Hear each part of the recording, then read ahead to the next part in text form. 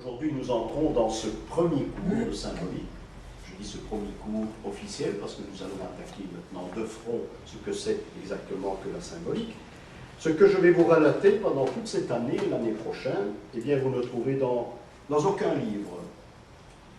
Ce sont des cours, c'est un enseignement qu'on m'a donné il y a bien longtemps, puisque j'ai suivi des cours de symbolique pendant près de 15 ans.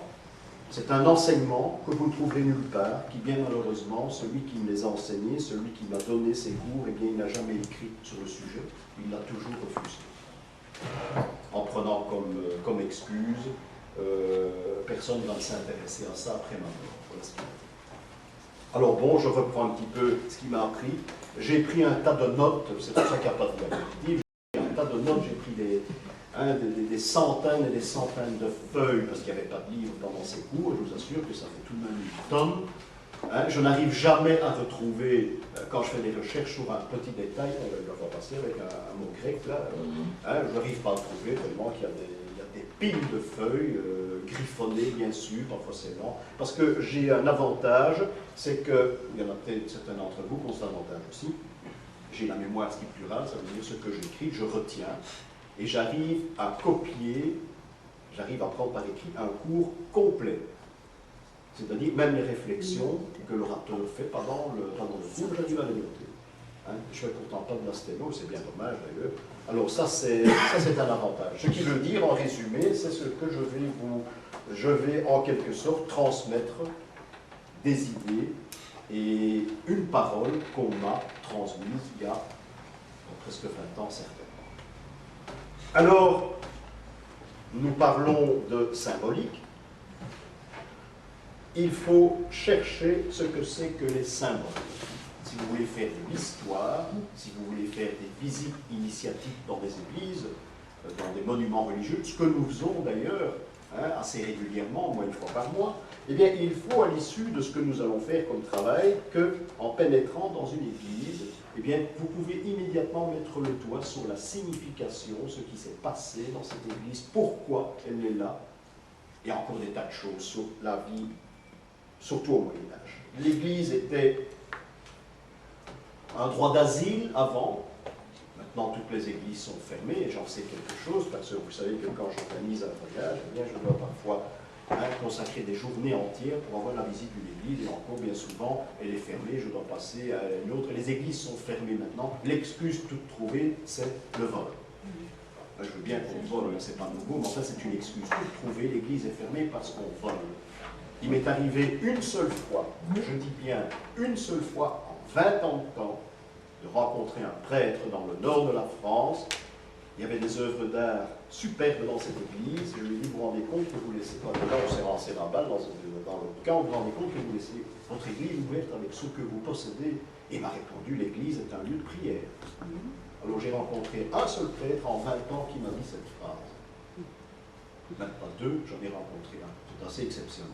Donc, ceci pour insister que l'église est un droit d'asile, et à l'époque dont nous parlons, à l'époque où on employait les symboles, eh bien, le prêtre circulait dans son église et on pouvait lui demander des détails sur une statue, sur une chapelle, la raison pour laquelle cette église était là, les gens qui l'ont fréquentée, les pierres tombales, un tas de choses. Maintenant, je ne vais pas, ce n'est pas l'objet du cours de critiquer l'église catholique romaine, mais maintenant ce serait pratiquement impossible. On en a un point où certains prêtres, depuis des années, ils passent devant une statue, il s'agit d'un homme, et on dit j'ai toujours cru que c'était une femme. Et on en est là. Et à Bruxelles, mais pas loin d'ici, enfin soit.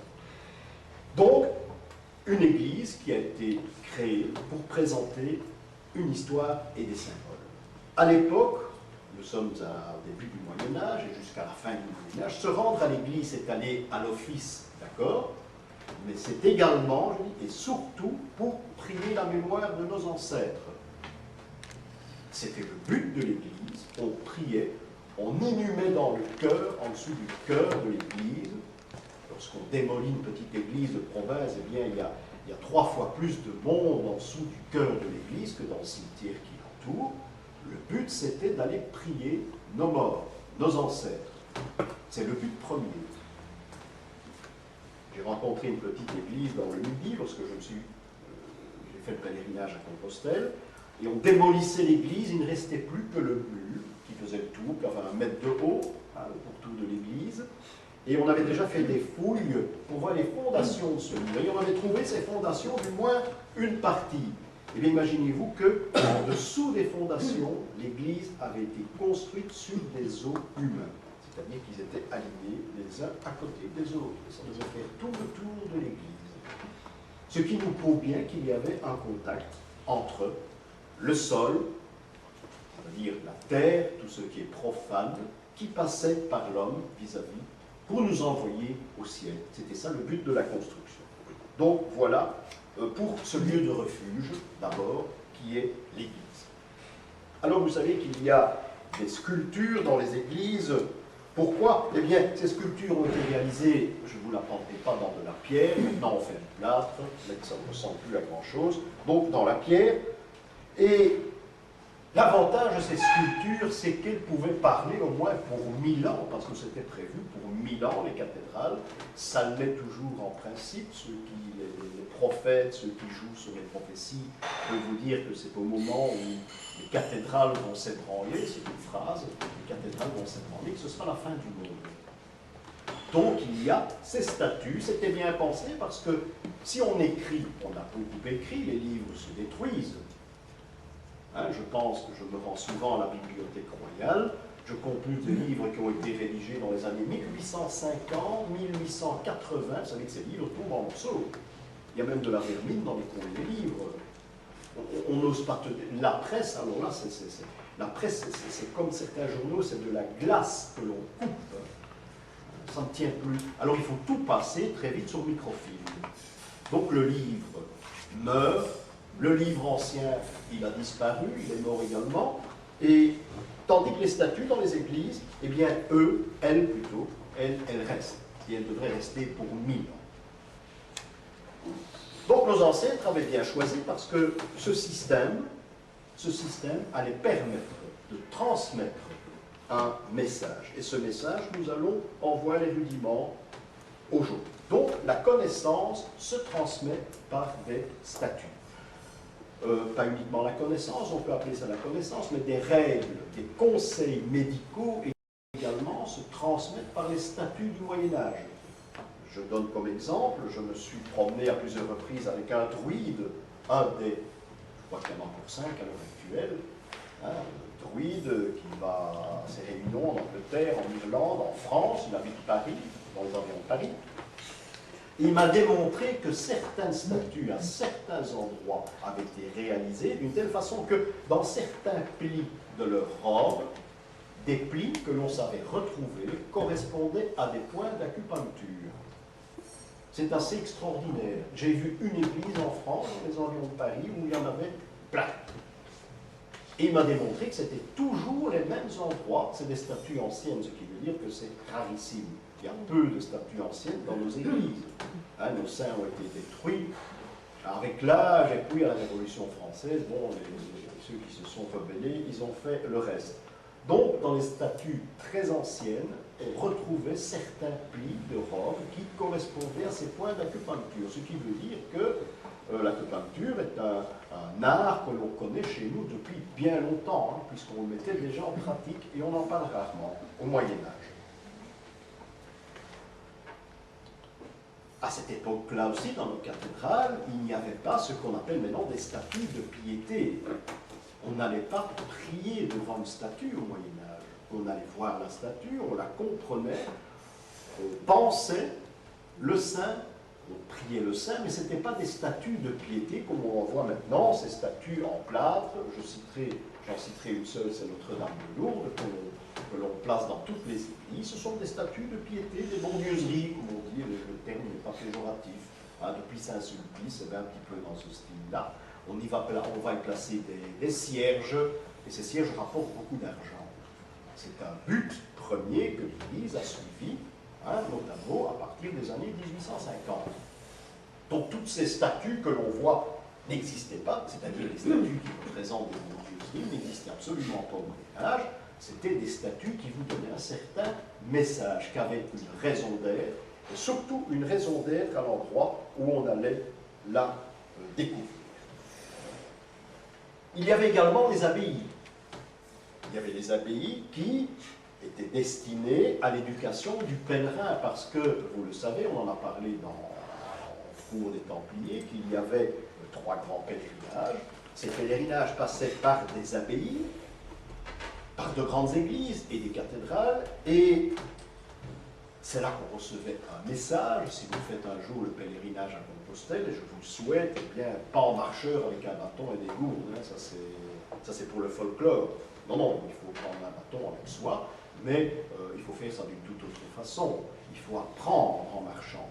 Et ce que bien malheureusement, 90% des pèlerins ne font pas. Ils ne terminent même pas leur pèlerinage. J'en parlerai tout à l'heure. Ces abbayes attiraient le pèlerin avec, disons, un thème initiatique. Ce qui veut dire que chaque abbaye avait sa spécialité. Chaque cathédrale avait sa spécialité. Et cette spécialité est présentée à l'entrée de la cathédrale. Ce qui veut dire que si vous allez à Saint-Quentin, par exemple, eh bien, Saint-Quentin, vous aviez une éducation musicale à apprendre. On apprenait la musique au Moyen-Âge, on apprenait à chanter. Si bien que jadis, il y avait des statues qui n'existent plus à l'entrée de la... Je crois que c'est une collégiale à Saint-Quentin, une collégiale, il y avait des statues, des tas de saints, qui vous apprenaient la musique. Et on savait de cette façon-là qu'en entrant ici, vous aviez un message à apprendre sur la musique. J'ai connu l'église de Saint-Quentin au moment où on a enlevé les stalles, on les a restaurées. Et lorsqu'on a retiré les stalles dans le cœur de l'église, on a vu des grandes fresques sur les murs avec des immenses partitions de musique. Et là, ça a confirmé la chose qu'on n'a jamais dit dans les livres, bien sûr, parce qu'on ignorait tout ça, mais ça a confirmé le fait que là, il y avait un enseignement musical. Rappelez-vous ceux qui m'ont accompagné dans les environs de Reims, il doit y avoir 2 ans. Dans un village dont malheureusement je n'ai pas le nom, je ne l'ai plus, nous avons découvert une petite église de village. Et à l'entrée de la petite église, sous le trumeau, on était accueillis par un magnifique roi David qui jouait de la harpe. Vous vous souvenez de ça? Eh bien là, il y avait un enseignement musical dans cette église. On s'est réunis, vraisemblablement les gens de Reims venaient là et recevoir un enseignement musical. Alors si vous passez ici à Saint-Gudule, vous êtes accueillis par les rois mages à l'entrée. Les rois mages, c'est tout autre chose. Les rois mages, c'est le Verseau, c'est l'avenir, c'est l'ère à venir. Nous sommes déjà dans les Verseaux, c'est l'ère à venir. Et là, bien sûr, nous avons un autre système. Nous avons le système prophétique qui entre en jeu. Ce qui veut dire que dans l'église Saint-Gudule, qui était l'église Saint-Michel jadis, il y a bien longtemps, eh bien, il y avait un message, peut-être crypté, mais un message sur les prophéties. Voilà donc sur cet enseignement, l'enseignement que le pèlerin faisait. Alors, venons-en au symbole. Actuellement, tout le monde dit le symbole, les dictionnaires indiquent le symbole, mais il n'y a pas tellement longtemps. Avant ça, un symbole, c'est que le dernier était au féminin, c'était la symbole. Tous les dictionnaires qui ont été réalisés depuis Bonaparte jusqu'en 1860, je pense, eh bien, il est inscrit la symbole. Ça a changé aux environs de 1900. Alors, lorsqu'on prend des dictionnaires, eh bien, personne ne tombe d'accord sur la définition exacte d'un symbole. Hein, on en parle beaucoup dans les dictionnaires anciens, il y a toujours au moins une page entière où on explique ce que c'est que le ou la symbole. Seulement, on ne tombe pas d'accord sur la signification exacte du mot. On parle d'un symbole chimique au début du siècle. Oubliez le mot symbole chimique parce que ça ne veut absolument rien dire. Bon, on l'emploie, il est au dictionnaire. Hein, on ne changera jamais l'expression, mais un symbole chimique, et vous le verrez par la suite, j'espère, un symbole chimique, eh bien, c'est tout, sauf un symbole. C'est une question d'appellation. Et ça, nous allons voir. Donc, il y a une étymologie au terme, bien sûr, et le mot symbole viendrait du grec, symbolon, qui veut dire symbole, qui vient du verbe symbolem. Et là, c'est plus intéressant, parce que lorsqu'on prend le verbe symbolem, ça signifie mettre ensemble, réunir. Donc, on est loin de la définition que l'on se donne généralement, qu'on trouve généralement du mot symbole. Donc, le verbe veut dire réunir, mettre ensemble. Et là, c'est très historique. Alors, si on veut retrouver la signification exacte de l'origine du symbole, il faut lire Plutarque. C'est un texte qui est très intéressant, qui nous enseigne les rudiments de la symbolique. Et il nous apprend que le symbole, on va le parler au masculin, ce sera beaucoup plus simple, le symbole, eh bien, c'était un objet que l'on coupait en deux, mais que l'on coupait, cet objet devait servir comme signe de reconnaissance. Une société initiatique, par exemple, on coupait un jeton en deux, eh bien, il fallait obligatoirement que la seconde partie rencontre la première, et on faisait partie de cet ensemble, de ces personnes qui devaient se réunir. Ça, c'est la première appellation, c'est la première fois que l'on parle de symbole, c'est-à-dire un objet de reconnaissance, et généralement employé dans des sectes. Je vous donne un exemple très pratique. Vous rencontrez quelqu'un, vous lui donnez rendez-vous à un endroit, ou bien quelqu'un d'autre, vous envoyez quelqu'un d'autre à votre place, mais je dois être certain que c'est la personne que vous envoyez, pas envoyer quelqu'un d'autre. Bon, mais vous prenez un billet de, on va prendre quand même 50 €, c'est pas trop, vous déchirez, vous découpez d'une certaine façon. La personne que vous allez rencontrer devra présenter la seconde moitié, il faut que les deux moitiés correspondent, et vous savez à qui vous avez affaire. Voilà le système, je l'ai comparé au billet de banque maintenant, voilà le système que l'on employait à l'époque de la Grèce antique. C'est-à-dire, le symbole, en une phrase, est un moyen de reconnaissance. Et c'est la preuve que l'on attend que vous faites bien partie de ce groupe, que vous êtes bien la personne que l'on attend. Donc, chez le grec également, ça pouvait être un signe de reconnaissance, par exemple, d'hospitalité également. Si on vous faisait dormir à un endroit précis, vous deviez montrer sur la petite page blanche, vous montez ce signe qu'on devait automatiquement placer avec l'autre signe et vous étiez accepté. C'est grâce au symbolum d'ailleurs que le roi d'Athènes va reconnaître son fils. Il reconnaît son fils parce qu'il avait la moitié du symbole, son fils avait l'autre moitié, et son fils devait obligatoirement, en fait cette moitié, non, c'était pas son fils. Ils ont essayé avec un autre objet que je vous parlerai tout à l'heure, et c'est comme ça qu'il a reconnu son fils. Alors, je vous parle de jetons, c'est pas comme ça qu'on l'appelait, mais enfin c'était souvent des jetons pour un repas dans un endroit où vous pouvez dîner, un jeton pour des jeux. Par exemple, vous alliez au théâtre, vous alliez au cirque, vous aviez un jeton qui représentait une place au cirque. Ça pouvait être un symbole, mais pas toujours. Il faut faire une distinction. Ce qui est plus intéressant, et là Plutarque nous en parle, c'est que dans les sociétés initiatiques, à une certaine époque, on employait une coquille. Vous savez que la coquille, vous connaissez, qu'on appelle la coquille Saint-Jacques, et la coquille, on la cassait en deux morceaux, et on la présentait lorsqu'on entrait assister à une séance initiatique.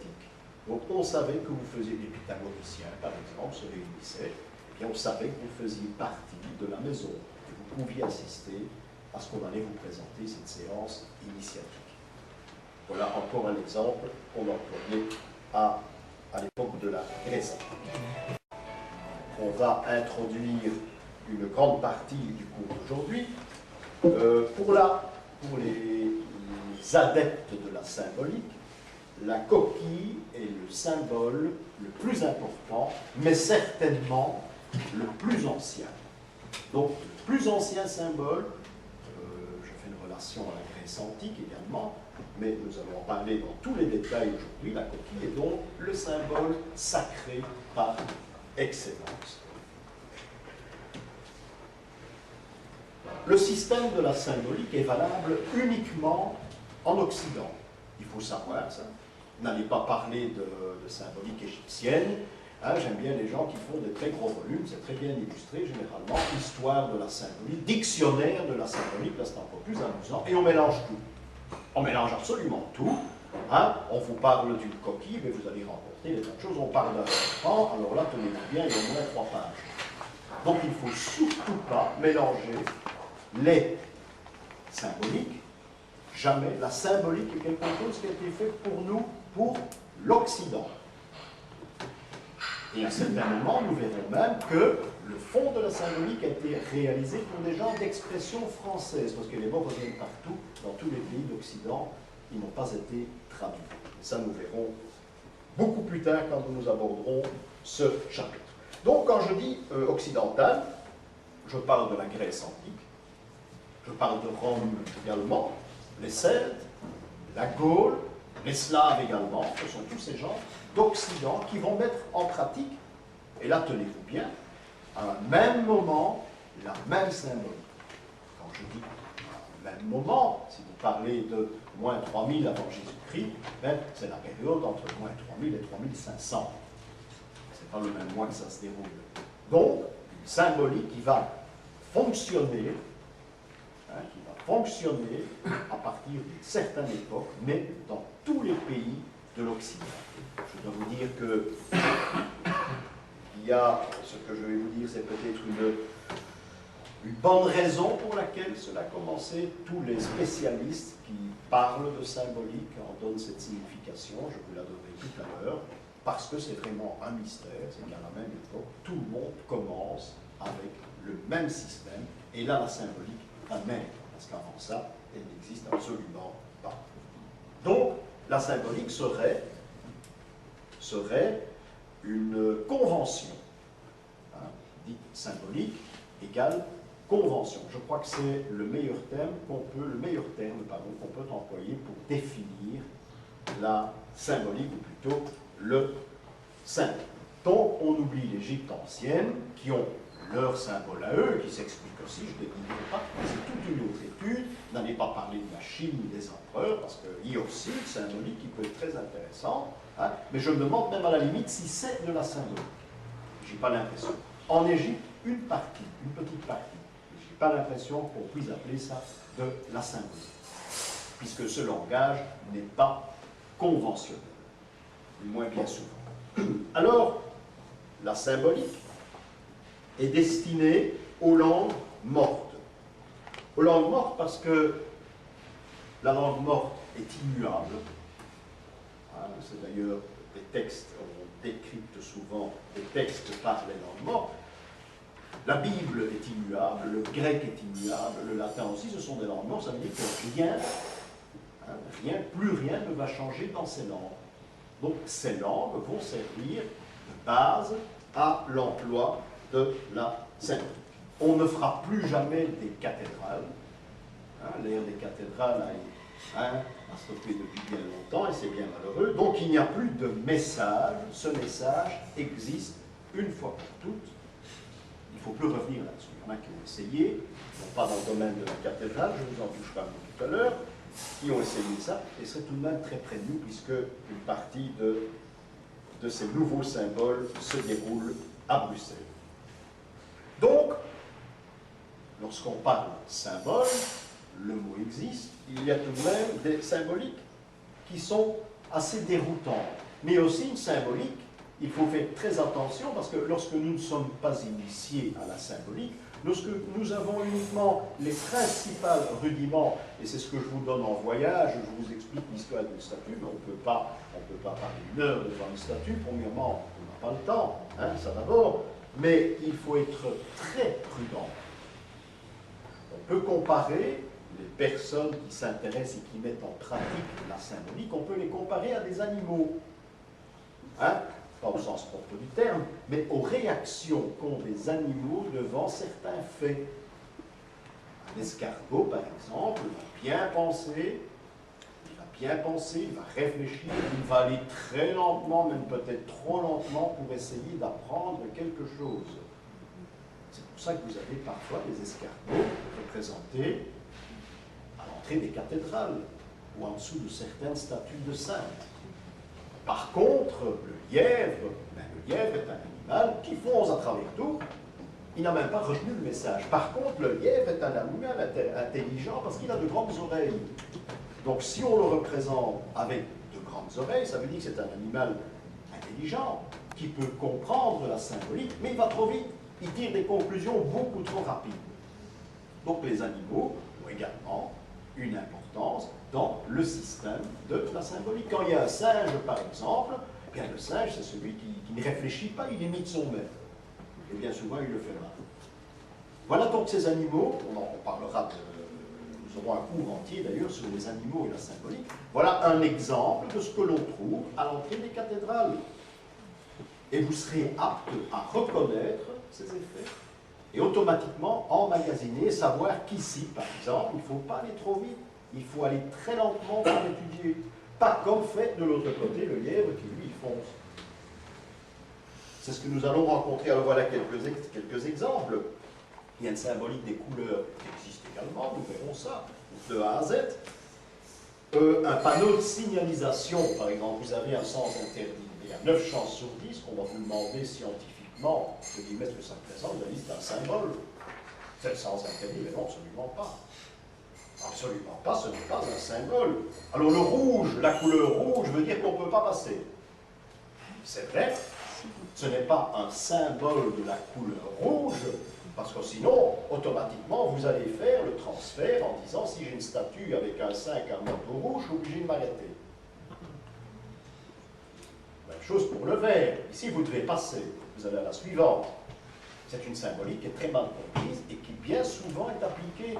J'ai entendu Bon, c'est arrivé une fois, un guide qui raisonnait à Amiens, par exemple, de cette façon-là. Il y avait une colonne verte. Ah, ici, on ne va pas s'arrêter, il faut aller derrière. C'est assez curieux, hein.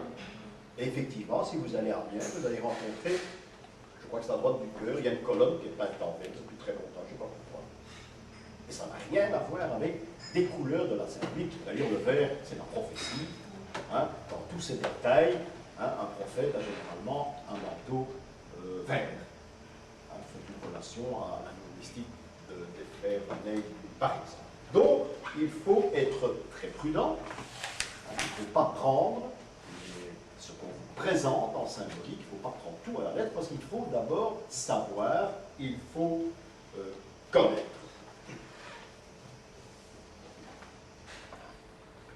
Donc, il faut aussi dire une chose, c'est que la symbolique n'est pas une chose concrète.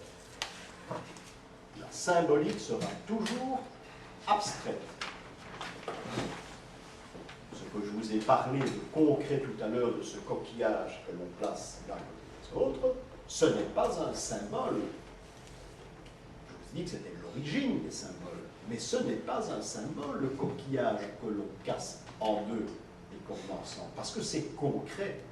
Ça vous donne l'occasion de vous rendre, par exemple, quelque part.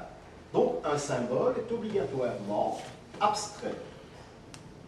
Il sera représenté, peut-être, parfois, d'une façon concrète, mais en principe, le symbole est toujours abstrait. Le symbole, c'est une idée. Voilà, je crois qu'on peut dire comme ça. C'est une idée. Un drapeau, par exemple. Un drapeau, on a souvent dit, vous le verrez peut-être, ah, c'est un symbole, ça représente la Belgique. C'est tout à fait faux. Un drapeau n'est pas un symbole, ne sera jamais un symbole. Un drapeau est un signe, un emblème. Il y a d'ailleurs une science qui s'occupe de ça, l'emblématique, ça existe. Hein. On peut se réunir autour d'une table et faire de l'emblématique, hein. Mais ça n'a absolument rien à voir avec un symbole. Une coquille, nous parlons de la même coquille. Hein, si vous la voyez au-dessus d'une pompe à essence Shell, je dis, ah, c'est le symbole de Shell, absolument pas. La coquille de Shell, c'est une marque, c'est pas plus difficile, hein, mais ce n'est pas un symbole. Et nous en sommes ici tout de même assez très loin. Reprenons la même coquille. Et cette coquille, vous allez la trouver sur le manteau d'un pèlerin. Vous avez une statue qui représente un pèlerin. Et sur son manteau, vous avez des petites coquilles. Ça veut dire quoi? Ça veut dire qu'il s'agit d'un pèlerin, là vous ne pouvez pas vous tromper. Mais il ne s'agit pas d'un symbole. Encore une fois, c'est une marque. Comme la ponchelle, le manteau du pèlerin, c'est une signification, mais ce n'est pas un symbole. Par contre, et là c'est plus important, si vous allez à Compostelle, vous avez donc fait toute la route du pèlerinage, hein, une nouvelle fois je vous conseille de faire ça, et vous allez respecter ce pèlerinage comme il faut le faire, de A à Z. Vous arrivez à Compostelle, que font les pèlerins généralement, et je dis les pèlerins généralement, je dirais même 99 sur 100, et je n'exagère pas, et je prétends que 99 pèlerins sur 100 ne font pas le pèlerinage à Compostelle. Je l'ai fait, quand on arrive à Compostelle, on fait quoi? Eh bien, on va dans un petit bureau, qui n'a rien de symbolique d'ailleurs, qui se trouve hein, sur le côté d'une magnifique cathédrale. On vient avec une carte. Sur cette carte, il y a les endroits où on est passé. De temps en temps, il y a des cachets. On aime bien ce genre de truc. C'est comme si on avait un club de judoka, c'est la même chose, hein, avec les dates où on est passé suivre les cours. Et on vous met un cachet. Si vous n'avez pas de cachet, bien entendu, c'est quand même pas bien. Moi, j'ai marché, j'ai fait des milliers de kilomètres. Il ne faut pas avoir mon cachet sur une carte. J'ai même vu un pèlerin qui était fâché, il n'avait aucun cachet. Il a pris sa canne de pèlerin, il a cassé, c'était très théâtral, il l'a cassé sur son genou, en deux, il l'a flanqué dans un coin. Mais les Espagnols s'en font pas, ils continuent suivant, hein, parce qu'il y a des fils. Hein. Bon, alors qu'est-ce qu'on fait? Ben, on reste une nuit à Compostelle, généralement on rentre chez soi. Moi j'ai eu l'occasion de loger dans un couvent, là, chez des bénédictins très sympathiques. Il y avait un immense dortoir, oui, des chambres séparées, hein, il y avait un immense dortoir. Compostelle est une ville extraordinaire. Seulement quand on arrive à Compostelle, quand on arrive à la cathédrale, que fait-on? On va saluer Saint-Jacques. Hein? Et puis après, il faut reprendre la marche. Et encore une vingtaine de kilomètres après Compostelle. Et cette vingtaine de kilomètres nous mène à Padorne. Et Padorne est un petit village qui se trouve sur le bord de la mer. Et que trouve-t-on à Padorne? Eh bien, c'est étonnant, mais on trouve sur la plage ce qu'on appelle des coquilles Saint-Jacques. Et là, on ramasse sa coquille dans le sable. Il faut parfois bien gratter pour en retrouver. Parfois, votre copain en trouve une pour vous, ce qui est très bien, ce qui est très valable. À Padorne se trouve une petite église, et dans la crypte se trouve un pieu de pierre, une grande pierre ronde, et c'est là toujours la légende, hein, qu'a accosté la barque qui a transporté le corps de Saint-Jacques. Vous imaginez que personne ne va à cet endroit, nous étions une dizaine au pèlerinage, nous étions les seuls dans cette église. Donc imaginez-vous que tous ceux qui nous ont précédés, tous ceux qui étaient à Compostelle n'ont pas fait le voyage. C'est nul. Alors que faut-il faire? On ramasse la coquille et on rentre chez soi. Alors, est-ce un symbole, cette coquille? Eh bien, oui. Celle-là, c'est un symbole parce que du fait que vous avez fait le pèlerinage, du fait que vous l'avez ramassée sur les bords de la mer, eh bien, cette coquille est en quelque sorte sacralisée. Vous prenez la coquille, vous la placez sur votre sac ou sur votre bâton de pèlerin et vous rentrez chez vous. Et là, vous aviez, c'est encore le cas maintenant, vous aviez l'occasion de loger dans des couvents qui étaient réservés aux pèlerins, mais certains couvents, vous ne pouviez pas y loger en allant à Compostelle. C'est aussi toute une histoire.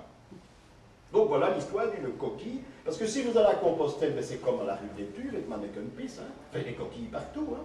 Qu'est-ce qu'on fait? Ben, on achète sa coquille. Hein, c'est logique, seulement les gens ne savent pas.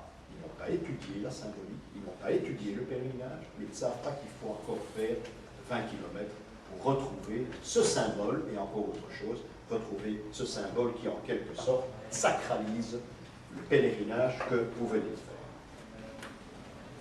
J'ai parlé du drapeau.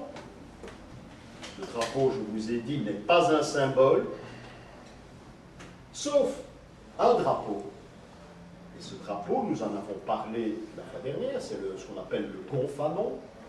Le gonfanon qui s'appelle Beau-Sang, qui est le drapeau des Templiers. Ce drapeau des Templiers peut être un symbole. Hein, s'il se trouve dans votre armoire ou sous le côté là, non, ça c'est pas un symbole à ce moment-là. mais il peut être un symbole parce qu'il représente une idée. Donc ce n'est pas le drapeau en lui-même, ce n'est pas du concret. Il représente une idée.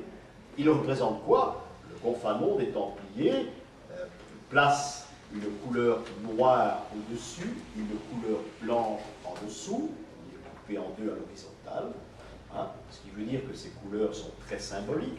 Le noir, c'est le profane, celui qui ne sait rien, mais qui peut accéder à la lumière. Le blanc, c'est la lumière. Ce qui veut dire que, en quelque sorte, les Templiers pouvaient avoir comme devise, après post tenebras, comment c'est encore post tenebras? Voilà, après les ténèbres, la lumière, et en plus les protestants ont repris cette devise et en latin. Ça, j'ai jamais compris pourquoi. Ben soit, il ne faut pas comprendre avec eux. Alors voilà, voilà le système donc, c'est que le drapeau ici, chez les Templiers, mais il est sacralisé. Pourquoi? Parce qu'il transmet une idée. Le drapeau belge ne transmet absolument rien, c'est un drapeau, un emblème, mais le gonfanon, les Templiers, lui, transmet une idée, c'est un message. Mais celui qui ne sait pas ne comprend rien. C'est ça le symbole. Ce sont deux couleurs, c'est le noir et c'est le blanc, mais non, c'est une signification.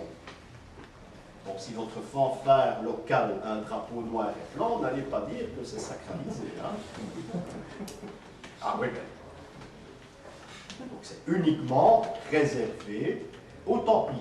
C'est l'exemple en général que l'on donne en ce qui concerne ces drapeaux. Alors, lorsque j'ai appris la symbolique, on m'a immédiatement mis devant moi un texte traduit en vieux français, mais qui a été traduit de l'autre côté, gauche-droite en français. C'est un texte de Nicolas Flamel, qui est très compliqué d'ailleurs à lire et à comprendre. Mais lui, il parle de la symbolique. Nous sommes au Moyen-Âge, hein, Nicolas Flamel, et il nous parle des différents langages de la symbolique. Et Nicolas Flamel nous dit qu'il y a 3 langages. Maintenant, nous avons situé la symbolique, on sait ce que c'est. Mais il y a un langage maintenant à retrouver. Alors Nicolas Flamel prétend qu'il y a tout d'abord le langage qu'on dit vulgaire. Le langage profane, mais qu'il appelle langage vulgaire. C'est le langage que nous parlons tous les jours. Hein. C'est ça la langue vulgaire. Hein. C'est comme ça, du moins, que Nicolas Flamel l'entendait. Et puis, il y a un langage qui est le langage théologique. Et enfin, le troisième, c'est le langage philosophique. Le langage philosophique, c'est celui qui parle de symboles, et c'est celui que nous allons prendre la peine d'étudier tous ces mois-ci. Seulement, Nicolas Flamel nous explique aussi qu'on peut retrouver ces 3 langages dans une même représentation. Et ce n'est pas lui qui parle ici. Voilà un exemple. Vous retrouvez un symbole, au moins ce que vous pensez être un symbole, hein, parce que jusqu'à présent on a vécu comme ça. Dans la langue vulgaire, nous sommes à la Grand Place de Bruxelles. Hein, nous prenons une maison de la Grand Place de Bruxelles, et je vous donne l'exemple de la langue vulgaire. On y vend, par exemple, je ne sais pas qu'est-ce qu'on pourrait trouver, de la dentelle. Hein, on vend la dentelle. Eh bien, vous aurez l'enseigne du magasin de dentelle. Il y aura une dentelière, par exemple, à l'entrée. Encore une fois, il ne s'agit pas d'un symbole. Hein, ce n'est pas le symbole de la dentelle, non, absolument pas. C'est l'enseigne d'un magasin. L'enseigne n'est pas un symbole. Et puis, on glisse un petit peu sur le côté et on voit le langage philosophique. Nous passons d'abord au langage théologique d'abord. Prenons le langage théologique d'abord. Le langage théologique, eh bien, la maison s'appelle le Mont Tabor. Le Mont Tabor, c'est une montagne en Judée. On a cru que c'était là que s'était déroulée la transfiguration du Christ. Du moins, on l'a placé à cet endroit. Transfiguration du Christ qui a beaucoup à voir avec nos pèlerinages. On aura l'occasion peut-être d'en parler. Donc, cette maison s'appelle, on y vend de la dentelle, il y a une belle dentelière à l'entrée, et la maison s'appelle le Mont Tabor. Bon, le Mont Tabor n'est pas un symbole rapport à la maison. Seulement, nous faisons abstraction de la langue vulgaire et de la langue théologique. Prenant la langue philosophique, il est dit que la Grand Place de Bruxelles est un ensemble de maisons qui touchent les formules alchimiques. Il y a toute une explication, hein, il y a un itinéraire qui nous prouve très adroitement que, dans le fond, la Grand Place est la dernière des cathédrales.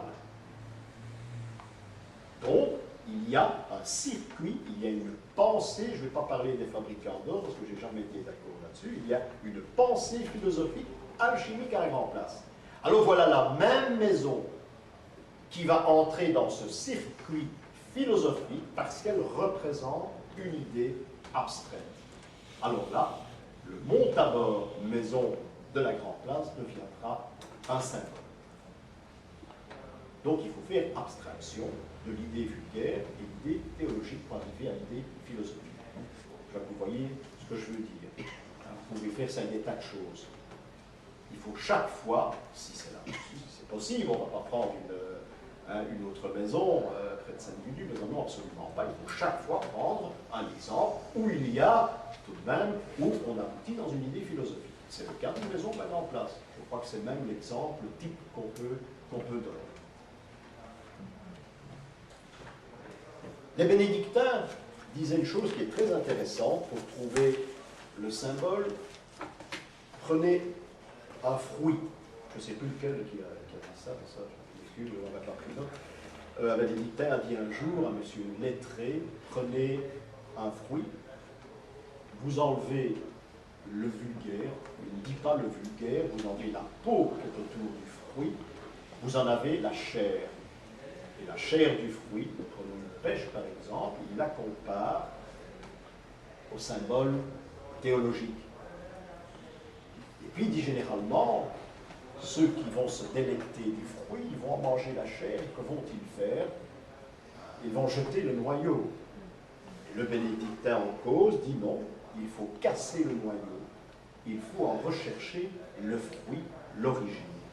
Et ce qui se trouve à l'intérieur du noyau, c'est-à-dire l'amande, eh bien c'est le symbole du fruit. Parce qu'en quelque sorte, cette amande est sacralisée, va donner naissance à autre chose. Voilà ce père bénédictin qui nous explique ça. Je ne sais malheureusement plus son nom, mais c'est l'exemple type que l'on explique lorsqu'on nous enseigne la symbole. Donc, en quelque sorte, le langage profane groupe les marques et les insignes, également les formules chimiques, hein, on en a parlé tantôt, c'est du langage profane. Le langage théologique ou exotérique.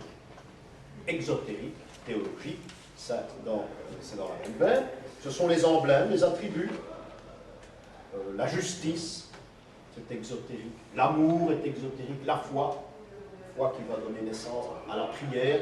Tout ça fait partie de l'exotérisme dont on parle peu généralement. Et puis il y a le langage ésotérique, qui est le langage sacré, qui est le langage des symboles, c'est-à-dire la coquille qu'on a ramassée à Compostelle, le circuit alchimique dans la Grande Place de Bruxelles, et bien d'autres. Donc voilà une définition des trois systèmes, définition de ce que c'est le symbole.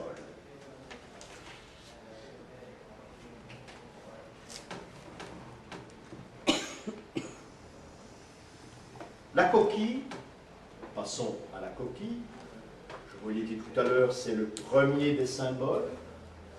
C'est le prototype du symbole, la coquille. Eh bien, on l'a trouvé chez les initiés en Grèce, je vous l'ai dit tout à l'heure, mais on l'a trouvé également chez les Gaulois. Ne voyez plus le Gaulois qui vit dans sa hutte. Hein. Nous en sommes très loin. Hein. Très très loin. Nous verrons ça dans l'entrée, d'ailleurs. Vous savez que les empereurs à Trèves étaient Gaulois. Hein. Ils avaient tous sauf des Romains. Hein. D'ailleurs, il y avait très peu de Romains à Trèves. Mais nous verrons ça en détail lorsqu'on fera le voyage là-bas dans une quinzaine de jours. Les Gaulois allaient à Rome, les Gaulois allaient en Grèce, ils allaient à Delphes d'ailleurs, ils allaient à Delphes, et ils ramenaient de ces coquilles. C'était l'enseignement des Gaulois, les Gaulois à Delphes. Ces gens étaient de la même race, hein. Soit Gaulois, soit Romains, un grec, un slave, c'est la même race. Hein. J'irai même plus loin aujourd'hui, il n'y a personne qui veut le croire. Les Marocains d'Afrique, c'est notre race aussi. Hein. Les Berbères. Les Berbères, oui, quand on dit il est raciste, il n'aime pas les Africains du Nord, c'est ridicule. Hein. Avec le Saint-Paul au Galate. Oui, ben voilà. Tout à fait ridicule, ces gens sont notre. Il y a 4 races, hein, le chiffre 4 intervient dans beaucoup de choses, comme il y a 4 continents aussi. Hein. Il y a 4 continents. Le jour où on a inventé un 5e continent, mais c'est un peu ridicule. Parce qu'au Moyen-Âge, l'Australie, toute la zone, ce qu'on appelle l'Océanie maintenant, faisait partie de l'Asie. Hein. C'est qu'il y avait 4 continents, même s'il y a des tas de choses qu'on n'aurait pas découvert en route. Donc ce chiffre 4 est intéressant, et ce chiffre 4, n'anticipons pas, va toujours symboliser la Terre, que ce soit continent ou autre chose. Mais on n'en est pas encore là. La symbolique n'était pas, on n'apprenait pas la symbolique, on apprenait la symbolique en voyageant. À cette époque, il n'y avait pas d'auditoire, il n'y avait pas de classe.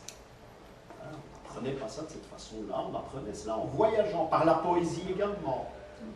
On avait des maîtres hein, qui, à l'entrée du temple, par exemple, parlaient de temps en temps de la symbolique. C'est comme ça qu'on l'apprenait.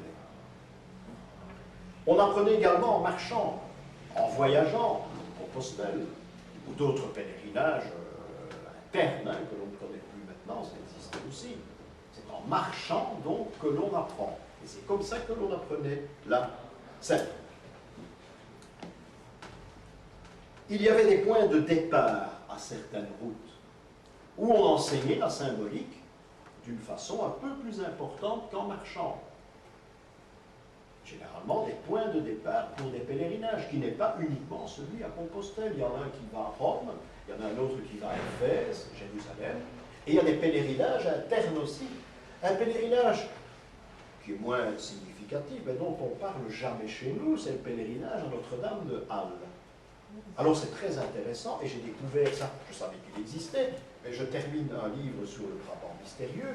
Vous savez que je suis dans des localités où je retrouve des petites chapelles qui ont été construites en l'honneur de Notre-Dame de Halle. Et ces chapelles se trouvent sur une route. Et curieusement, sur ces routes, on retrouve des marques de tâcherons. C'est-à-dire ceux qui ont travaillé à l'édification de ces maisons. J'ai même découvert un symbole, toi qui t'intéresse à ça, de la toison d'or, sur une de ces maisons. Toison d'or qui est très païen, qui n'a rien de chrétien, mais cette toison d'or est représentée sur une maison, mais qui se trouve sur le pèlerinage vers Halle. Bon, maintenant, ne prenez plus, malheureusement, tout à la lettre. Vous avez une très belle chapelle Notre-Dame de Halle, et vous avez un Saint-Joseph à l'intérieur. Ça, c'est bien malheureux, j'en ai vu d'autres que ça, mais ça, vous les lirez, je ne vais pas tout vous vendre à l'avance, parce que c'est parfois très amusant. Je suis en train, c'est une parenthèse, et bien voir à la symbolique, je suis en train de trouver un ancien culte phallique à Louvrange, au côté Wavre, là-bas, en Wallon. J'arrive pas à le trouver, mais je l'aurai trouvé pour bientôt. Un ancien culte phallique, c'est quelque chose d'extraordinaire. Donc ça date de la Grèce antique, et on trouve ça dans un de nos villages. Du moins, on le trouvait en Brabant Wallon. J'ai trouvé un écrit très ancien, et on disait à cette époque, parce que c'est tout de même une époque, nous sommes tout de même au début du 19e siècle, hein, et au milieu du 19e siècle, que les femmes faisaient la file devant cette représentation phallique. Hein. Je ne sais toujours pas comment elle était, cette représentation, mais je le saurai bientôt. Et pourquoi? Eh bien, parce qu'il est dit que dans certaines régions, une femme doit au moins avoir 10 enfants. Et si elle en avait 7 et elle attendait trop longtemps, on la montrait du doigt, là. Alors, elle, seul souhait, c'est de passer pour une personne tout à fait normale et d'en avoir 10. Alors, on a là cette chapelle, c'est fantastique. Moi, j'ai toujours cru, à un moment donné, qu'il existait uniquement ce genre de chapelle, ce genre de culte, qui avait été fait pour des femmes qui ne pouvaient pas donner naissance à un enfant, mais pas du tout. Il y avait un nombre limite à respecter.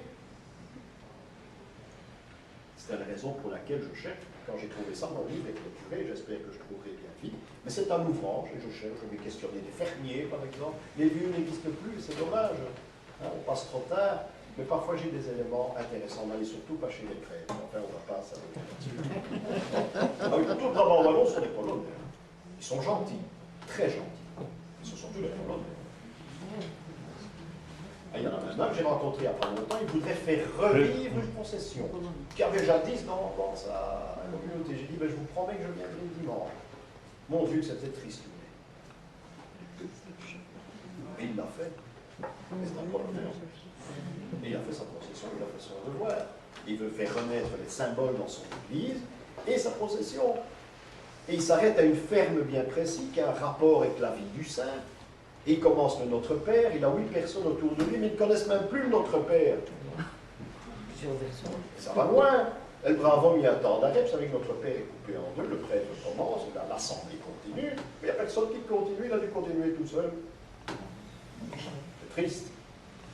Enfin, n'empêche, il y en a un, c'est un Polonais, il a dit, je vais faire revivre nos coutumes et nos symboles.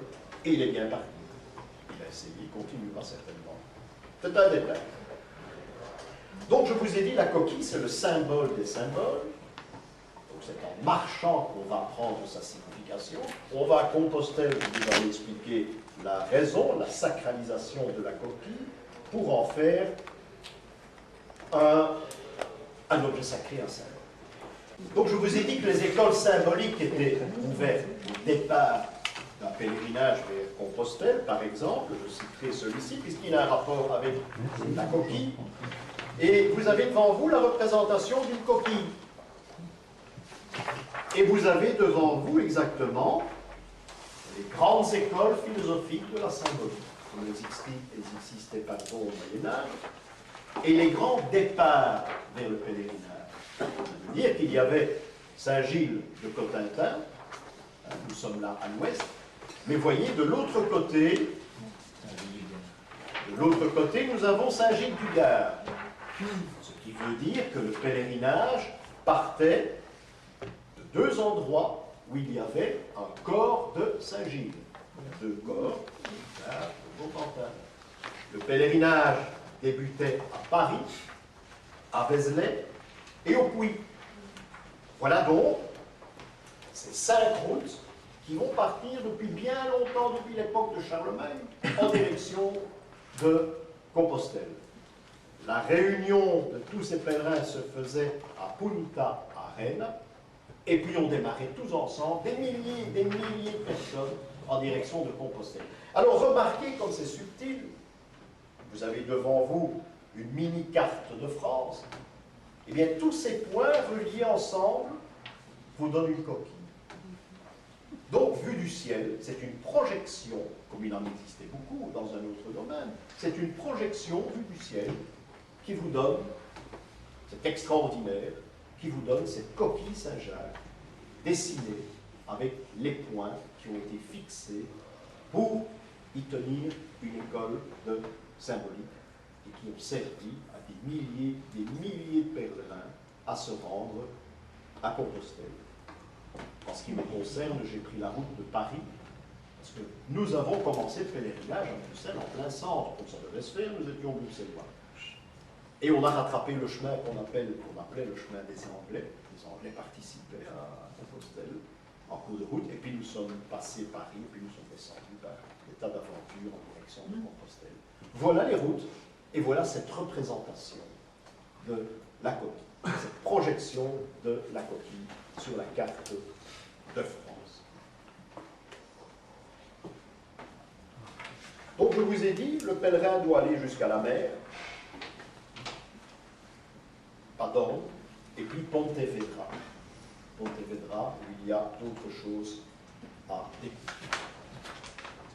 Pontevedra est un petit village, pas loin de Padorn, mais là il y a quelque chose d'assez exceptionnel aussi. Et là je vous assure qu'il n'y a aucun pèlerin qui s'y rend. Ce n'est pas une obligation, mais il faut aller voir dans les rochers gravés des figures. Des figures qui sont assez énigmatiques, gravées dans des rochers, qui sont là depuis plusieurs millénaires. Elles sont datées moins de 2200. Ça veut dire qu'il y a bientôt 5000 ans que se trouvent ces figures, parfois curieuses, parfois géométriques, qui se trouvent gravées dans les rochers, et disons un peu plus haut qu'à hauteur d'homme. Oui, à 5 mètres du sol, il y en a déjà certains. Ce ne sont pas des coquilles, nous laissons tomber la coquille pour le moment, ce ne sont pas des coquilles, je vous l'ai dit, ce sont des figures étranges, ce sont des sortes de labyrinthes. trop près, ou très loin, on dit c'est un labyrinthe. Si vous allez trop près, oui, vous dites c'est un labyrinthe, mais que je ne connais pas. Parce que le labyrinthe, chez vous, vous pensez à Chartres, vous pensez à une cathédrale, c'est très géométrique, ça représente des tas de choses, mais c'est pas ça du tout, c'est un labyrinthe. Les autres, ce sont des copies. Les labyrinthes que vous avez dans les cathédrales, ce sont des labyrinthes qui ont une idée, et l'idée est peut-être la même, peut-être. Mais ce n'est pas du tout des labyrinthes, c'est faux, on s'est trompé au Moyen-Âge. On a voulu restituer quelque chose que l'on ne connaissait plus. Mais heureusement qu'ils étaient là pour restituer, pourquoi pas? Le brave homme qui fait sa procession devant 8 personnes, je le félicite. Je veux bien qu'il soit à ma table tous les jours pour parler avec lui. Mais ici, on a récupéré quelque chose que l'on ne connaissait plus. Et on a créé le labyrinthe dans les églises. Donc le labyrinthe existe. Et le labyrinthe existe à l'issue du chemin de Compostelle où là nous étions 7. Il faut aller les voir. Et ça, c'est l'issue du pèlerinage, je vous l'ai dit, mais ce n'est pas obligatoire. Ces labyrinthes ne sont pas toujours très grands. À Pontevedra, il doit y en avoir une douzaine qui ont un petit peu plus d'1 mètre de diamètre. Donc vous voyez qu'ils ne sont pas très nombreux. Il y a d'autres figures que probablement des pèlerins occasionnels ont gravées il y a peut-être 1000 ans d'ici, aussi, un petit peu plus haut, mais qui ne ressemblent pas tellement aux labyrinthes. Par contre, les labyrinthes, eux, on les connaît. Et on constate une chose, c'est que ce labyrinthe reste d'ailleurs un mystère. Il y a pratiquement peu de gens qui en ont parlé. Et pour vous dire qu'il y a peu de gens qui en ont parlé, c'est que personne n'en donne un nom. Moi, je l'appelle labyrinthe parce que je suis peu scientifique. Et il y a des tas de gens qui donneront un autre nom à ça, des noms que je ne connais pas. J'ai connu un éminent professeur qui appelait ça un pétaloïde. Et un jour, je lui ai demandé, oui, mais Pontevedra, pétaloïde, c'est bien, mais vous savez que ce terme n'est pas dans le dictionnaire. Ah, ben, c'est très bien, c'est moi qui l'ai inventé. Bon, ben, il faudra l'inclure. Moi, quel nom voulez-vous donner à cette représentation? On ne peut pas l'appeler labyrinthe. Parce que ce n'est pas un vrai labyrinthe, je dis moi. Un labyrinthe, c'est pas plus simple pour personne, c'est simple pour tout le monde. Alors. Eh bien non, il a tenu, c'était un pétaloïde. Voilà, je ne l'appellerai pas pétaloïde, je l'appellerai moi labyrinthe, je crois que c'est tout de même beaucoup plus simple, parce que pour ma part, on n'est jamais tombé d'accord, ça devait être lui qui avait raison. Pour ma part, c'est un labyrinthe, pour lui ce n'était pas un labyrinthe. Je vous ai dit une douzaine à Pontevedra, sous les bords de la Baltique, on rencontre ce même phénomène. Sur la mer Blanche, en Islande, en Grèce, je l'ai dit, et sur les bords de l'Atlantique. Donc voilà les régions où on va retrouver, gravées dans le rocher, ou parfois dans la terre, au moment où vous ne les voyez pas, parce qu'ils sont à la verticale, ils seront à l'horizontale, mais toujours cachés dans des rochers. Ce qui veut dire que toutes les régions dont je viens de parler, de la Grèce antique en passant par Compostelle jusque dans le Grand Nord, eh bien, on trouve ces labyrinthes. Ces labyrinthes qui sont gravés. Personne n'a jamais écrit l'histoire de ces labyrinthes. On les signale. Oui, on les signale. Et souvent, mais on ne donne pas leur nom, on appelle ça des gravures rupestres, c'est un peu ridicule, enfin soit, mais on ne donne pas de nom. Parce que des noms, il n'y en a pas, et on n'est jamais tombé d'accord. Alors là, c'est le grand mystère. Et pour ma part, c'est le deuxième des symboles, après la coquille. Ce sont ces fameux labyrinthes. Une fois qu'on sait ça, on sait tout. On peut dater ces labyrinthes, je vous l'ai dit, la datation, 2200 avant Jésus-Christ, les plus anciens, 900 avant Jésus-Christ, les plus récents. Donc nous avons tout de même une fourchette assez importante pour savoir à quelle époque on a vu apparaître ces fameux labyrinthes. Nous sommes également à l'origine de la symbolique, parce que ces deux symboles très importants, les plus importants à la base de cette science, seront le labyrinthe et la coquille. Vous allez me dire, oui, là, dans les grottes, dans les cavernes, ce ne sont pas des symboles. Hein, lorsqu'on dessine un brave gars qui va à la chasse, ça ne symbolise pas la chasse. Il n'y a pas de recherche à faire. C'est concret, la chasse. Donc toutes ces fresques, n'appelez ça jamais des symboles. Il y en a qui risquent le coup, bon, hein, ils ne sont pas méchants, mais Ce n'est pas l'appellation qu'il faut donner. Donc, encore une fois, ce symbole va naître il y a 5000 ans. Vous pouvez retenir qu'il y a à peu près 5000 ans que la symbolique est née. Donc, c'est tout de même une science appliquée depuis bien longtemps. Avant ça, il n'y en a pas. On n'a jamais trouvé de trace. Donc, tout commence avec la coquille, je vous le dis, et la coquille sacrée et le labyrinthe. Il m'arrive souvent, lorsque j'entre dans une église, d'ouvrir les fonds baptismaux. C'est parfois un tic. Et je regarde avec quoi les prêtres baptisent. Parfois on ne baptise plus. Parce que il fait très sale dans le fond de la cuve. Et il m'est arrivé, mais excessivement rarement, je crois que vous étiez avec nous, de voir une coquille Saint-Jacques dans les fonds baptismaux. Ce qui veut dire que le prêtre baptise toujours à l'ancienne, comme on baptisait dans le Jourdain il y a 2000 ans. Il baptisait toujours avec l'objet sacré et symbolique par excellence qui est la coquille. La coquille se retrouve lorsqu'un artiste a peint un baptême du Christ, vous verrez parfois que Jean-Baptiste tient la coquille. Il verse l'eau sous la tête du Christ. Lorsque vous voyez certains saints au baroque, remarquez dans leur niche, les saints n'ont plus d'auréoles, les auréoles sont tombées à la Renaissance, mais ils auront au-dessus d'eux une coquille. Vous avez déjà vu ça? Ce n'est pas de la décoration baroque, oubliée, ça, qui n'a rien de symbolique d'ailleurs. Mais ce n'est pas de la décoration. Il est vrai que la coquille est entrée dans les mœurs à l'époque baroque. On l'a placée dans les meubles notamment. Les meubles de style Louis XV présentent parfois des coquilles. C'est entré dans la décoration. Mais quand il s'agit d'un saint, encore une fois, c'est une représentation qui n'est peut-être pas un symbole. Parce que dans ce sens-ci, c'est tout de même, je ne joue pas sur les mots, je pense que ça peut être considéré comme étant concret.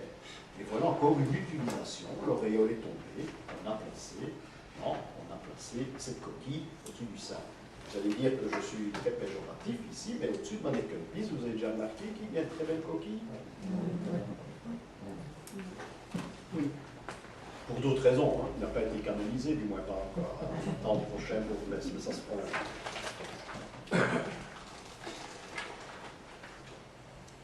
Donc, on a ces labyrinthes, ce symbole du labyrinthe qui fait un petit peu le tour.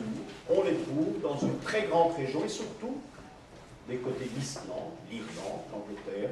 On trouve énormément de ce genre de labyrinthe. Puis la suite est née aussi, ces labyrinthes ont évolué en cours de route parce qu'on va les rencontrer, toujours les mêmes, avec une petite évolution que je vais vous montrer tout à l'heure. Je n'ai pas de tableau malheureusement, mais j'ai pris ce qu'il faut avec moi. Je vais vous montrer la réalisation de ces labyrinthes.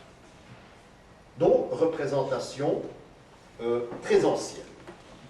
On ne les trouve que chez nous, on ne trouvera ça nulle part ailleurs. En Afrique, on ne les trouve pas, en Asie, on ne les trouve pas non plus. C'est quelque chose, je ne vais pas dire de local, mais que nous trouvons uniquement dans nos régions. Parlons de datation. Nous parlons ici de 1200, 900 avant Jésus-Christ. J'ai fait un petit système ici qui est très facile. Menhir et Dolmen. C'est tous l'époque des Menhir et Dolmen. Notons moins 3500. Ça, c'est pour situer dans l'histoire. Moins 3500. Les pyramides d'Égypte, moins 3000. Alors Stonehenge, le fameux Stonehenge, je vous conseille d'aller là si vous avez l'occasion, c'est quelque chose de sublime. Moins 1700, Stonehenge. À cette époque, à l'époque de Stonehenge, donc, on emploie déjà le système des labyrinthes chez nous dans nos régions. La chute de Troie, moins 1200, ça vous connaissez. Et les derniers labyrinthes, moins 900. Un poète qui va nous intéresser, c'est Homère.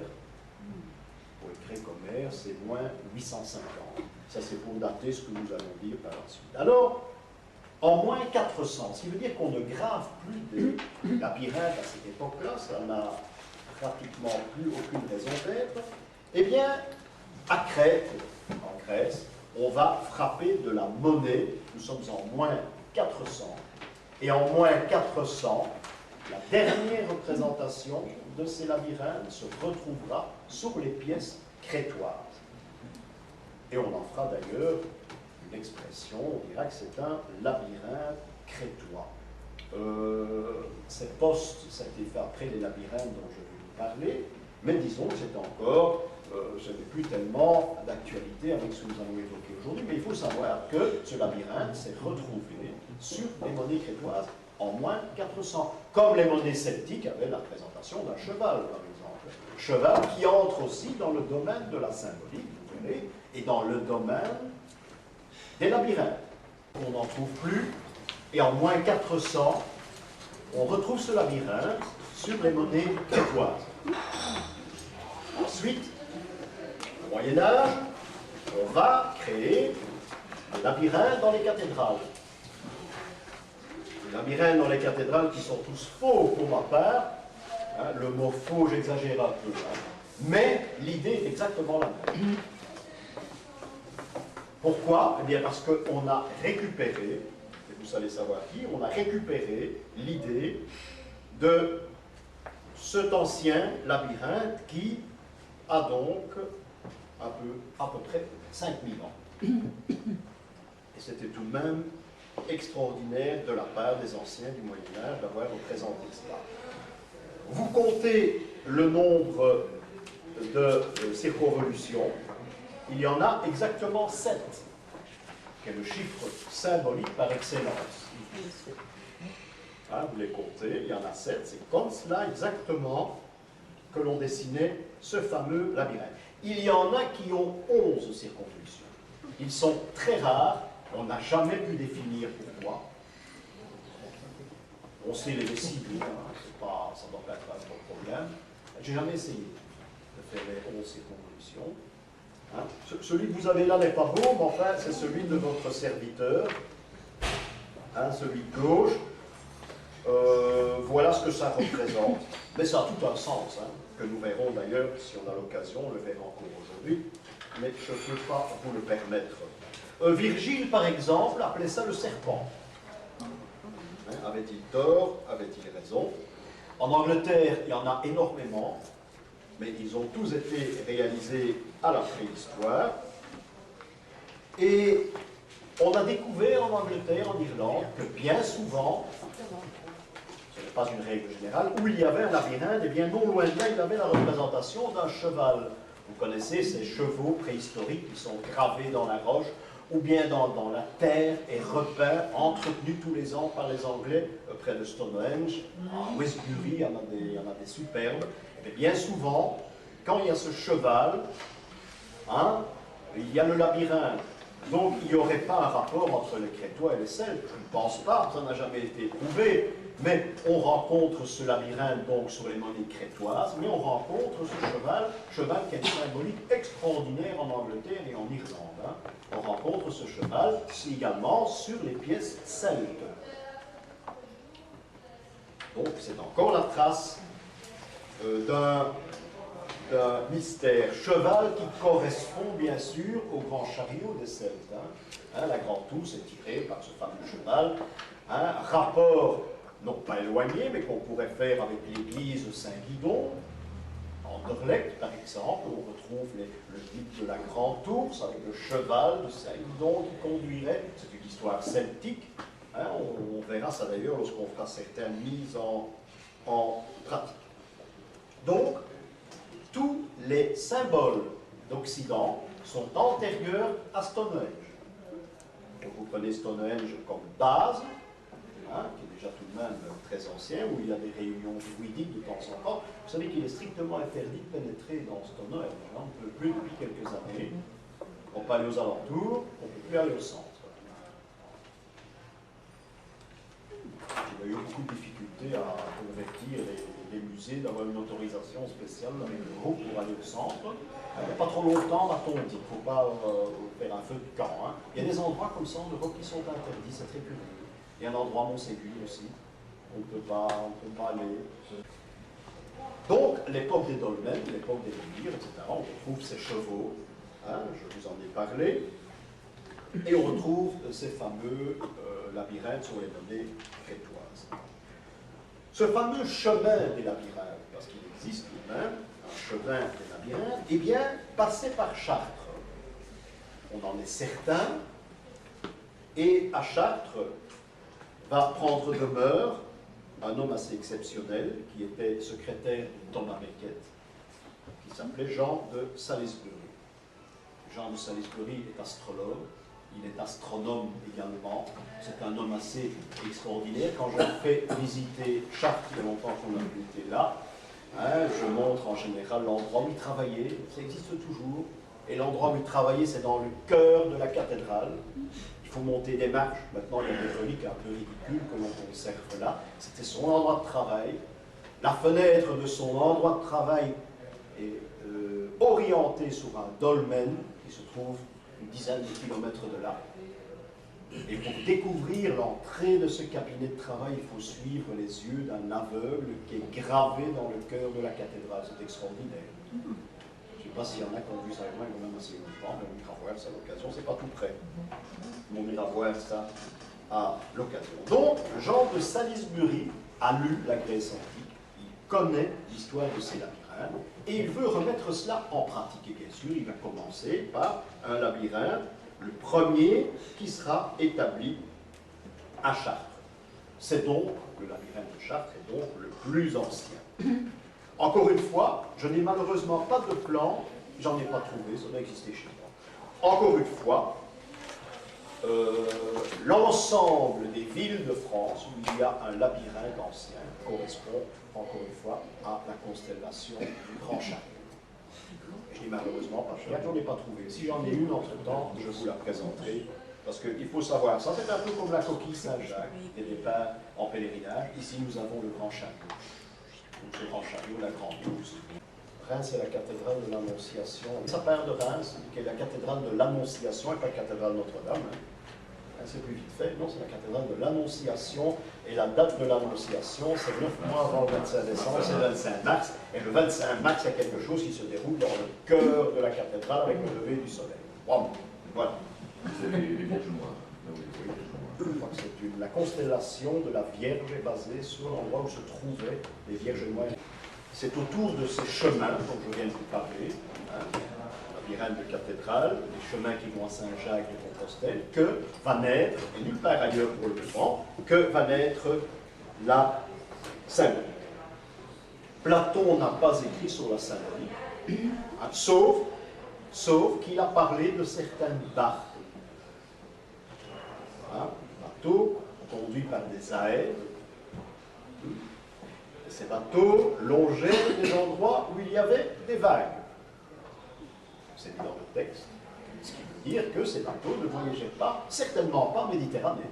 La preuve, c'est qu'il n'y a aucune représentation de ces labyrinthes en Méditerranée, parce que ces labyrinthes ont un rapport direct avec les voyages des bateaux qui se rendaient dans le nord. Ça, on l'a remarqué. Et Platon parle de vagues. Donc, pas de Méditerranée. À ça, je réponds timidement, alors là, très timidement, que l'Atlantide, en croire Platon, doit être dans un endroit où il y avait des vagues. C'est-à-dire un océan, et non pas la Méditerranée, ça tombe automatiquement. Bon, c'est un petit détail, hein, mais je dis ça très, très, très timidement. Donc, cette route qui mène vers le nord, les labyrinthes s'y trouvent, et ils se trouvent tous vers le nord, c'est-à-dire vers cette route. Donc le labyrinthe est dirigé automatiquement vers le nord. Et on a remarqué que cette route vers le nord est la même que la route que va entreprendre Pythéas, notamment, et Ulysse aussi. Ce sont les deux mêmes routes, et c'est sur ces routes-là qu'on va retrouver ces fameux labyrinthes dont vous avez l'exemple devant. Alors ces bateaux partaient, ces bateaux étaient menés par des aèdes, des bardes. Les bardes, ce sont des gens qui récitaient des poèmes pendant tout leur voyage. Alors, ces bardes faisaient partie du voyage, c'est eux qui menaient le voyage en récitant des poèmes d'Homère, dit-on, hein, et ils avaient les yeux crevés. Ils crevaient les yeux avant le départ. De mémoire, ils récitaient ces poèmes tout au long du voyage. Ce n'est pas une légende, c'est la raison d'être également de ces labyrinthes. Parce qu'il fallait toucher pour trouver le voyage. Vous ne voyez pas. Donc il fallait toucher les parois des rochers, savoir si on était, même dans le brouillard. Vous savez que ces gens avaient la boussole, les Grecs. Hein? Ces gens avaient la boussole, ce ne sont pas les Chinois. Hein? Ils avaient la boussole, et s'ils allaient dans le Grand Nord, c'est pour trouver de la pierre aimantée, entre autres. Entre autres. C'était l'objet, une des raisons de leur voyage. Donc, des bardes qui récitent des poèmes, et ils sont aveugles. Vous savez que le labyrinthe que vous avez devant vous, en Suède, les enfants apprennent à le dessiner. Hein. Dans les écoles, hein. Parce que c'est extraordinaire. Hein. Il y a des maisons dans le nord, Danemark, Suède, Norvège, où il y a encore ces labyrinthes gravés dans les portes des maisons, les portes de bois. Et c'est une protection. C'est une protection d'avoir ce labyrinthe. Vous voyez le voyage que cela a fait, les idées que ça a laissées, et ça date tout de même d'il y a à peu près 5000 ans.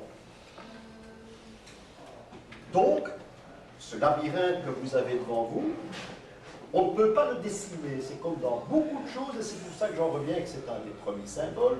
Je dirais même que c'est le premier.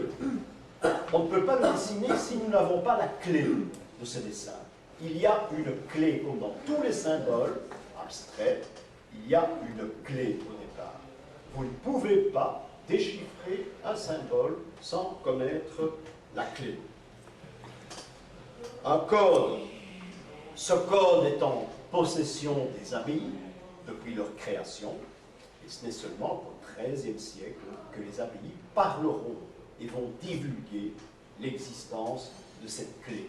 Donc cette clé, pour dessiner le plus vieux des symboles, qui sera d'une première utilité, ce sont les abbayes qui possèdent cette clé, abbayes qui vont en quelque sorte révéler leurs secrets pour construire les labyrinthes dans les différentes cathédrales.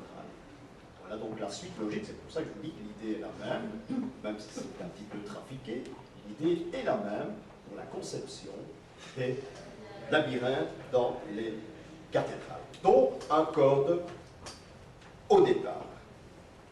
Le code des labyrinthes donc sera établi définitivement par Jean de Salisbury, premier labyrinthe, celui de Jean. Alors quel est le code ici? Le code ici il est très simple. Vous avez le labyrinthe devant vous, j'en ai pas mais ça fait, j'en ai mis ça ici, ça fait rien. Le 5 et 12. Vous avez le code devant vous. Le code est très simple. Remarquez le milieu de ce labyrinthe, eh bien il y a une croix. Vous ne pouvez pas réaliser ce symbole sans la croix. Cette croix va devenir plus tard ce qu'on appelle la croix celtique. Croix celtique, encore une fois, qu'on va retrouver partout. Irlande, Islande, Angleterre, certaines de nos régions. C'est comme ça que va naître la croix celtique. Alors, décrivons tout de même, vous pouvez écrire, hein, parce que c'est quand même utile. Regardez ce labyrinthe que vous avez devant vous, je crois qu'il n'y en avait plus, mais j'en ai un, celui-là il est plus. Prenez la croix, et dans chaque coin de la croix, c'est-à-dire, on va faire de loin quand même, c'est plus simple. Vous faites ceci, dans votre croix, dans chaque point, vous mettez un petit rond noir. En principe, il doit être fait, ou à peu près. Ces ronds noirs, eh bien, indiquent la présence d'un extrait du tétramorphe, c'est-à-dire un des 4 les animaux de l'Apocalypse, que vous connaissez. Leur place est là, mais leur place n'est pas placée par hasard. Nous avons à l'extrême gauche l'homme, qui fait partie des animaux de l'Apocalypse. Il suffit de dire l'Apocalypse et on s'en rend compte. Vous avez sur votre droite l'aigle, toujours en haut à droite. En bas à gauche, vous avez le lion. Et en bas à droite, vous avez le taureau. Ce sont les 4 bêtes de l'Apocalypse. Vous les voyez partout. Dans des enluminures, dans les églises, à l'entrée des églises, sur des tombes, sur des pierres tombales, assez régulièrement. Vous avez donc cette représentation des animaux de l'Apocalypse. Alors je crois qu'il faut faire automatiquement la liaison. C'est que si vous avez le verso en haut, donc l'homme est représenté par le Verseau. Vous avez à gauche, vous avez le Scorpion, le signe du Scorpion, puisque vous avez la représentation de l'aigle, pardon, à droite. En haut à gauche, nous avons le Verseau, c'est l'homme. Nous avons à droite le Scorpion, et c'est l'aigle. En bas à gauche, nous avons le lion, le signe du lion. À droite, nous avons le taureau, qui est le signe du taureau. Ça va jusque maintenant? Hein? Alors nous avons les 4 éléments. Hein, nous avons le Verseau qui est l'eau. À droite, nous avons l'aigle qui est l'air. Ah non, c'est pas ça. Hein? Le Verseau, c'est pas l'air. Non, c'est l'eau. Verseau, c'est l'eau. Oui, le Verseau, c'est l'eau. représente- En bas à gauche, vous avez le lion qui donne le feu. Et à droite, nous avons le taureau, c'est la terre. Donc nous avons en même temps cette représentation astrologique. Hein, disons bien, nous avons la représentation d'un attribut d'un saint, et de plus, un saint évangéliste. Ça va? Et nous avons les 4 éléments. Reprenons toujours les 4 parties de cette croix. Hein, nous avons vu les éléments, les signes astrologiques, la représentation. Eh bien, nous avons les apôtres qui automatiquement se présentent à nous. Nous avons en haut à gauche Matthieu, hein, qui est représenté avec l'homme, qui symbolise le Verseau. Nous avons à droite, en haut, eh bien, nous avons Saint Jean, qui est représenté avec l'aigle. Nous avons en bas, en gauche, nous avons le lion de Saint Marc. Et nous avons à droite le taureau, le bœuf ou le taureau de Saint-Luc. Voilà cette représentation de cette croix, de ce premier symbole. Hein? Et sans cette croix, sans cette explication, vous ne pouvez pas démarrer. Il y a encore une chose, et c'est la dernière, et elle est très symbolique. Comptez le nombre de circonvolutions, il y en a 7. Un peu comme Zorro. Vous partez gauche-droite, vous descendez sur la gauche-droite, vous avez la lettre Z. Vous voyez ça? Non. En haut, vous tracez une ligne gauche-droite.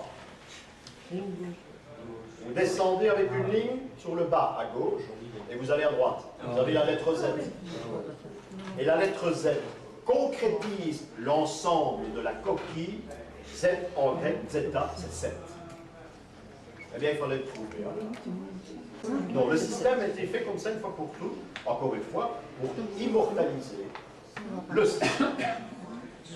C'est la clé du système. Donc, c'est l'algorithme, comme on dit.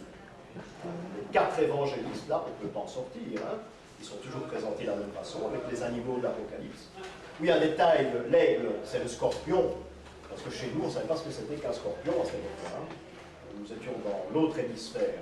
Ce qui veut dire que quand vous avez, avant la Renaissance, une représentation du scorpion, ce sera toujours l'aigle. Hein. J'ai vu un film cette semaine, au sauter du coq à l'âne, où on présentait Saint-Pierre et sa femme criait « Képha, Képha, Képha ». C'est curieux, hein? En hébreu, c'est Képha, c'est la pierre, ça n'a rien à voir avec le système Pierre, il s'appelait Simon pour commencer. Je serais quand même curieux de savoir comment le Christ l'aurait baptisé en surnom. Hein. Parce qu'encore une fois, c'est symbolique, le système de la pierre, il y a que dans notre langue que ça marche. Hein. Pierre, tu es pierre, je bâtirai mon église. Il n'y a qu'en français, ça marche. Hein. En Alors, latin. oui. Petra. Oui. Mais là-bas, chez les Hébreux, c'est Képha, je vois mal s'appeler Képha, hein.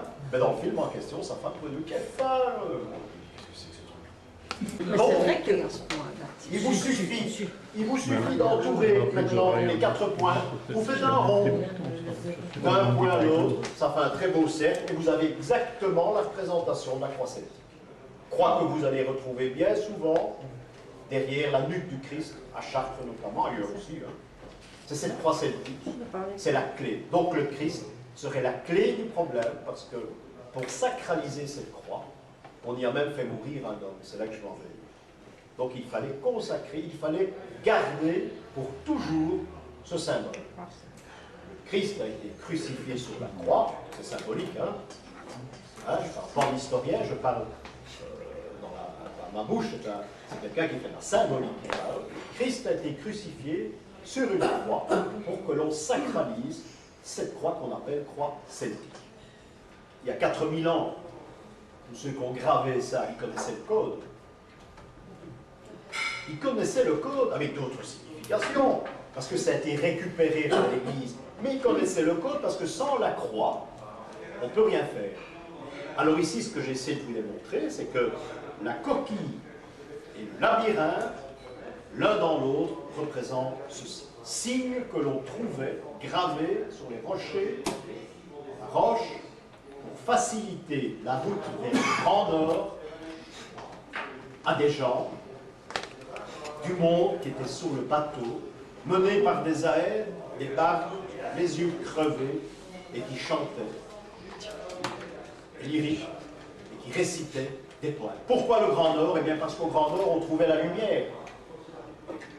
Pour eux, le Grand Nord, c'était le paradis.